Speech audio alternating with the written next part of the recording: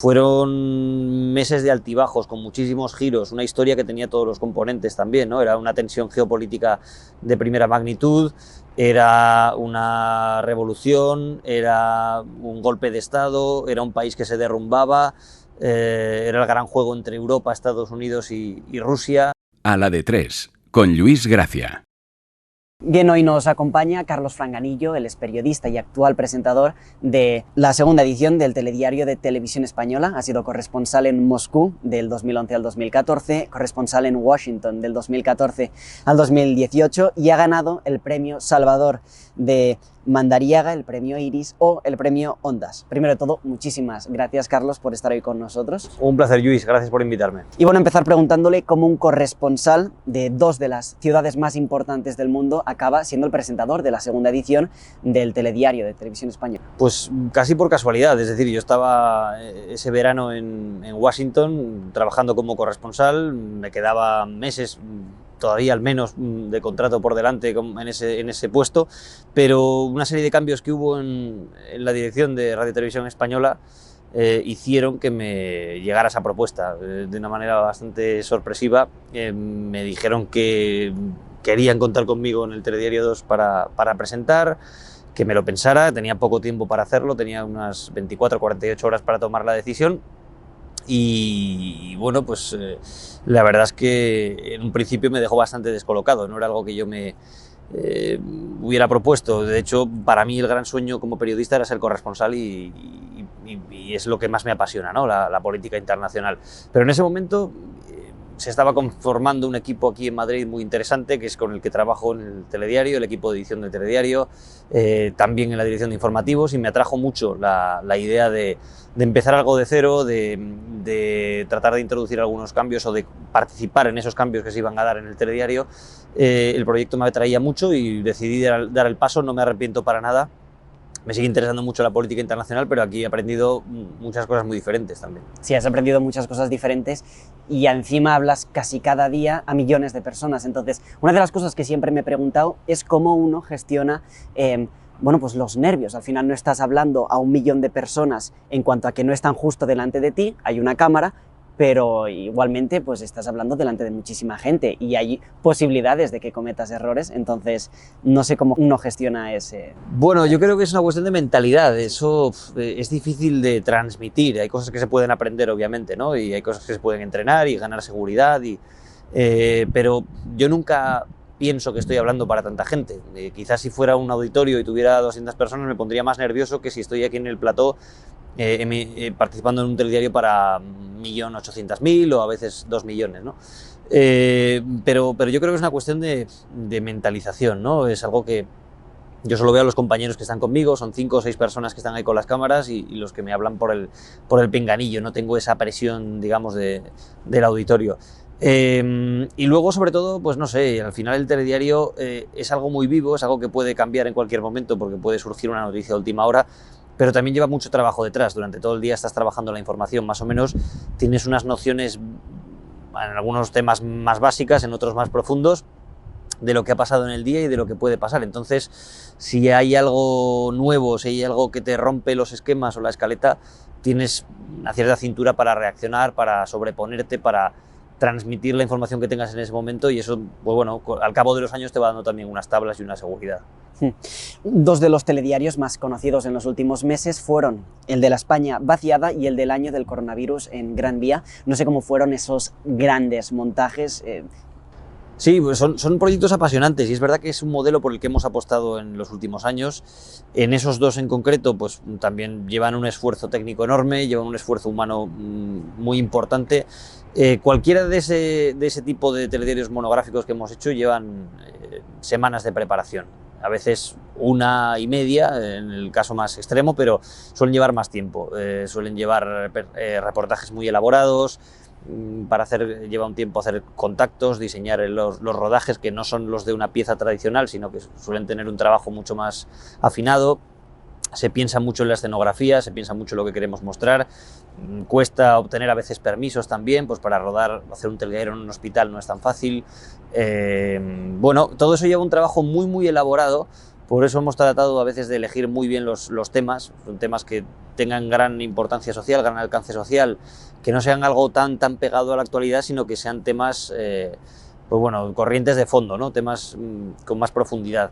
Y eso, si sale bien, que la experiencia que tenemos, que ha salido bastante bien, suele generar una gran satisfacción en el equipo, ¿no? Se ve que el telediario es capaz de hacer un producto muy refinado, un producto muy sofisticado, un producto muy completo. Tenemos casi una hora de telediario para hacer un relato desde diferentes puntos de vista, y yo creo que eso es un valor que se le ha conseguido dar en estos últimos años al telediario. Obviamente hay que contar las noticias, la gente pone la televisión para ver lo que ha pasado o para que te den algunos matices más allá de lo que ya sabes durante todo el día, pero también puede servir eso para fijar la mirada en algo concreto, para llevar al espectador a una especie de experiencia inmersiva en un tema que tiene mucha importancia.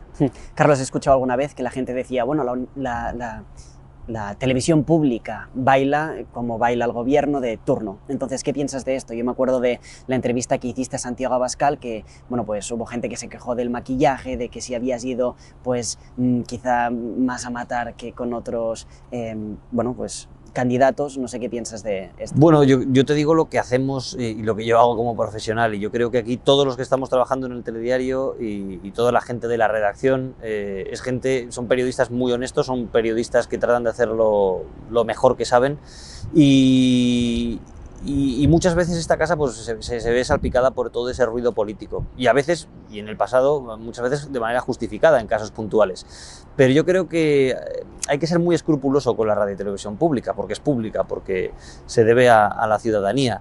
Eso por supuesto, y hay que mirarla con 3 lupas más que al resto, pero a la vez hay ocasiones en las que se magnifica todo y se sobredimensiona mucho lo que pasa en Radio Televisión Española, ¿no? A veces es un poco injusto y muchas veces se nos utiliza como pim pam pum de partidos políticos para arrearle al gobierno, para arrearle al otro, para arrear a diferentes familias políticas.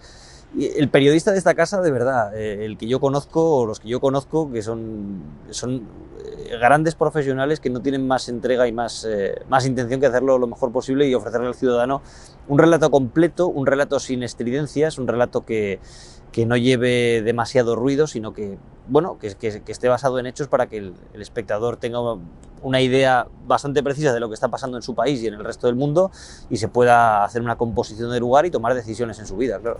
Pasando al tema más internacional, aparte de ser corresponsal en Estados Unidos o en Rusia, has sido enviado especial a Alemania, a Tailandia, a Grecia. Entonces, no sé cuál fue tu primera corresponsalía y cómo fue esa.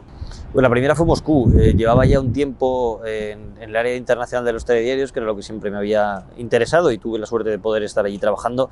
Había hecho ya algunos viajes, algunas coberturas como enviado especial, y la primera corresponsalía fue Moscú. Me la ofrecieron en diciembre de 2010. Un poco tiempo antes había estado haciendo una cobertura que tuvo mucho impacto, que era el rescate de los mineros en Chile, en la mina San José, y digamos que eso, pues bueno, el buen trabajo o el resultado que dio aquella cobertura, pues llevó a que me ofrecieran la corresponsalía de Moscú, que se quedaba desierta en ese momento, ¿no? Y fue una experiencia muy grata. Nunca había tenido una especial inclinación por los temas de Rusia o por los temas exsoviéticos, pero una vez allí fui aprendiendo y reconozco que me interesan muchísimo y que tiene un poder de atracción Moscú y todo lo que está vinculado a Rusia enorme, porque sigue siendo, a pesar de que su población no es muy destacada, son unos 140 millones de personas, que su economía, pues bueno, no se puede comparar con la de China o Estados Unidos, su arsenal nuclear sí, y su capacidad diplomático también, pero a pesar de esas desventajas que puede tener Rusia, sigue siendo un actor de primer nivel en el mundo, ¿no? Y en la política internacional lo vemos cada día, y para mí fue pues un privilegio poder ver el mundo desde allí, ¿no? Como lo ven los rusos y cómo toman decisiones. Porque viviste momentos tensos, ¿no? En Kiev, tengo entendido, la invasión de Crimea, o sea, ¿cómo fueron esos momentos? No sé si tienes alguna anécdota que destaques así.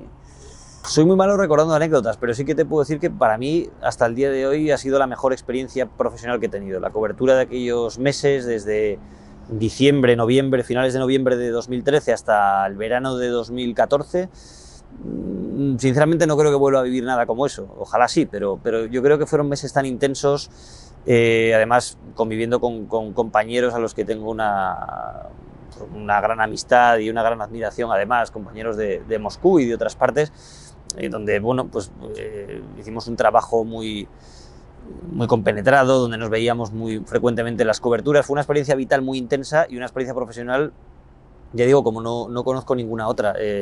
Fueron meses de altibajos, con muchísimos giros, una historia que tenía todos los componentes también, ¿no? Era una tensión geopolítica de primera magnitud, era una revolución, era un golpe de Estado, era un país que se derrumbaba, era el gran juego entre Europa, Estados Unidos y Rusia, la energía, es decir, había 1000 componentes y además cada 15 días o cada mes había un quiebro, ¿no? De repente la escena de Kiev se iba apagando porque ya se había venido abajo el régimen de Yanukovych, pero comenzaba el capítulo de Crimea, donde unos soldados no identificados iban tomando el control de todos los puntos estratégicos, y después de esto el levantamiento contra Kiev en el este de Ucrania, ¿no? Es decir, eran todos capítulos de una enorme importancia, y para el espectador, para quien quisiera seguirlo, pues bueno, tenía una gran capacidad de atracción, no conseguías despegarte de la historia, y eso es muy difícil que pase hoy en los medios, donde las historias caducan tan rápido, ¿no? Aquella historia estuvo en primera plana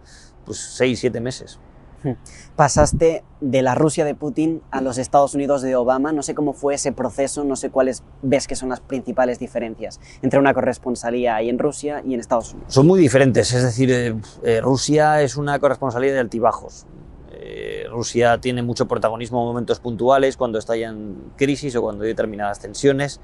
Y Estados Unidos es el gran poder, el gran hegemón, ¿no? Que tiene voz constantemente en todos los conflictos del mundo, en todos los problemas, en todas las crisis económicas. La voz de Estados Unidos se tiene en cuenta y se escucha y marca la guía.